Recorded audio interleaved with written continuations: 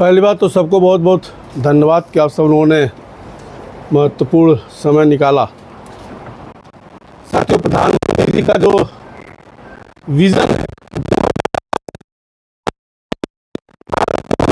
राष्ट्र बनाना है, और पिछले 10 साल से जो हम काम करते चले आ रहे हैं, 24-25 का बजट भी कहीं ना कहीं उसी के परिप्रेक्ष्य में कि 2047 तक हमें भारत को विकसित राष्ट्र बनाना है, इस बजट का प्रावधान उसमें किया गया है।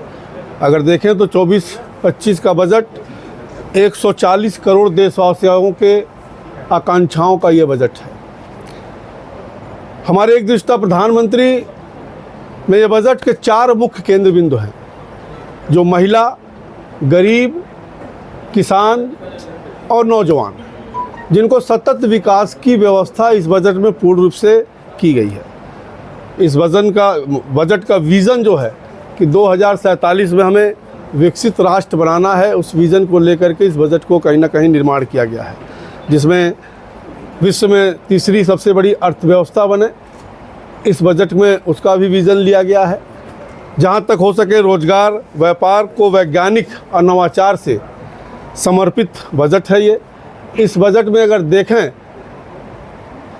तो जीडीपी का व्यवस्था, जो जीडीपी में बढ़ावा दिया गया है कि रोजगार के अवसर पैदा हो, शिक्षा और कौशल के क्षेत्र में गुणवत्ता बढ़ाई जाए, और जो हमारा फिस्कल डेफिसिट है उसको भी नियंत्रित करने का प्रयास इस बजट में करने का काम हमारी वित्त मंत्री जी ने करने का विषय किया है। तो इसलिए मैं कहूँ कि 2024-25 का बजट देश के सभी क्षेत्रों, सभी वर्गों को समाहित करने का काम इस बजट में किया गया है।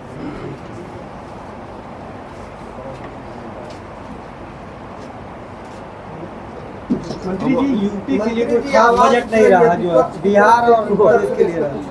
एक आदमी अगर करेंगे तो सब आवाज इस बजट में यूपी में क्या कुछ खास नहीं? देखिए, जहाँ तक यूपी का सवाल है या जो आप लोग बिहार और आंध्रा की बात विपक्ष कर रहा है, अगर मैं कहूँ कि अभी यूपी बिहार का विषय विपक्ष उठा रहा है, लेकिन अगर आप देखें तो ये बजट जो रोड और यातायात में करीब 2.8 लाख करोड़ का बजट है, पूरे देश के लिए है।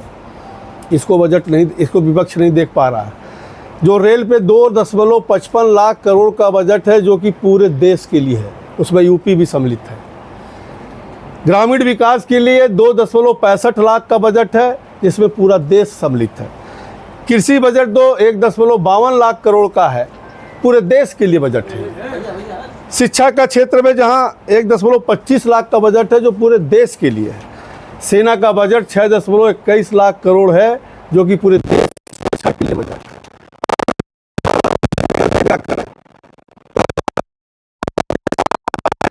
अभी तमिलनाडु का बजट पेश हुआ है। तमिलनाडु में 38 जिले हैं, जिसमें तमिलनाडु के वित्त मंत्री ने 27 जिलों का नाम नहीं लिया, तो क्या माना जाए केवल 8-10 जिलों के लिए बजट था। अगर आप देखें तो 76,000 करोड़ की लागत से इसी बजट में प्रावधान है कि महाराष्ट्र में पोर्ट बधावन पोर्ट को स्वीकृति गई है, जिसमें 76,000 करोड़ रुपया का बजट एस्टिमेट किया गया है, और महाराष्ट्र का नाम तो नहीं लिया गया है। जहाँ तक उत्तर प्रदेश का सवाल है, निश्चित तौर से अगर आप देखें तो अभी बिहार की जो बात हो रही है कि अगर टोटल जो हुआ है उसमें 58,000 करोड़ है। मैं एक उदाहरण दिया कि महाराष्ट्र में 76,000 करोड़ का पोर्ट बन रहा है, लेकिन बजट के विश्लेषण में नाम उसका तो नहीं लिया गया। उत्तर प्रदेश की जहाँ तक बात करें तो अगर देखेंगे डिटेल्स को, जो बजट को डिटेल में देखेंगे, क्योंकि डिपार्टमेंट वाइज जब बजट देखेंगे तो अनुमानतः 40,000 करोड़ रुपया करीब उत्तर प्रदेश को रोड सेक्टर में मिला है, 20,000 करोड़ रेल के लिए मिला है। ऐसी तमाम जो ग्रामीण विकास और सारी योजनाएं हैं, उसमें भी उत्तर प्रदेश का बहुत बड़ा योगदान नंबर रहने वाला। यहाँ तक कि जो मकान बनने वाले हैं, जो बसावट कवर करने वाले हैं, उन सब में भी भारी मात्रा में उत्तर प्रदेश का उसमें समायोजन किया गया। अच्छा, संजय सिंह ने कहा कि जेल के लिए कोई बजट नहीं है। उत्तर प्रदेश का बजट नहीं है मित्रों, ये भारत सरकार का बजट है। जेल का बजट हमेशा प्रदेश सरकारें बनाया करती हैं। मंत्री जी, जो आपके सामान्य करदाता हैं, जिनको रिटर्न फाइल करनी है, डेट है आपकी 31 जुलाई, लेकिन सर्वर आपका काम नहीं करता, ये आयकर विशेषज्ञों का, अधिवक्ताओं का भी इस पर मजबूत टिप्पणी है। इसकी कैसे आप समीक्षा करेंगे कि आपका सर्वर ठीक काम करे, क्योंकि आम जो 3 से 5 लाख 7 लाख रुपए वाला आयकर दाता है उसको पेनाल्टी भरनी पड़ती है 1000 रुपये। देखिए, सर्वर का जहाँ तक सवाल है, मैं ध्यान है मुझे कि जिस समय मैं वित्त मंत्रालय पिछली सरकार में ज्वाइन किया था, उस समय एक बहुत बड़ी समस्या थी, अभी भी थोड़ी है, और लगातार उस पर हम लोग ध्यान दे रहे हैं कि उसको जल्द से जल्द हम लोग ठीक करने का काम करें। कुछ ऐसा ग्रेस पीरियड देंगे क्या कि अगर 1 हफ्ते तक आपका एग्जाम करता है तो टैक्स ये आपको ऐसा तमाम प्रतिवेदन आज हमको मिला है, एग्जामिन करके उस पर निर्णय लिया जाएगा। मंत्री, मुद्रास्फीति की दर बड़े साइलेंटली तरीके से हमारे फाइनेंस मिनिस्टर ने जो मीडियम क्लास के इन्वेस्टर्स हैं उनके ऊपर बजट लगा दिया है कि आपने आज हम 50 रुपये का ये कागज़ खरीदते हैं, कल अगर हम 25 इसको 100 रुपये में बेचते हैं तो उसके बाद से हमको 12.5% अतिरिक्त टैक्स नहीं, तो उस पर अतिरिक्त टैक्स नहीं था, पहले उस पर था कि उस पर 20% टैक्स। वो कहाँ गया भाई वो?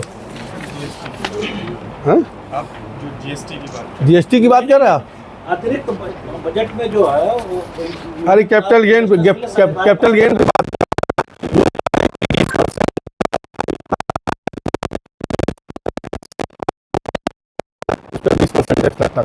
उसको अब हम लोग घटा करके फ्लैट 12.5% कर दिया गया, ताकि किसी को इसमें एक सरलीकरण करने का काम किया जाए। पहले 20% लगता था। मंत्री जी, खासतौर से जो अपने 4 लेन हैं, जो हाईवेज हैं, जहाँ टूल टैक्स लगते हैं, टूल टैक्स में कोई प्राविधान इस बजट में नहीं देखा गया कि टूल टैक्स 5 साल के बाद, 7 साल के बाद, जैसे पहले सड़कें बनती थी, कुछ भेदभाव का रवैया है क्या? देखिए, कहीं ना कहीं इस समय माहौल बिगड़ा हुआ है।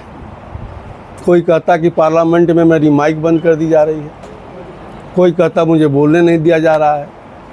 ये कहीं ना कहीं एक अफवाह, जनता को गुमराह करने का प्रयास किया जा रहा है।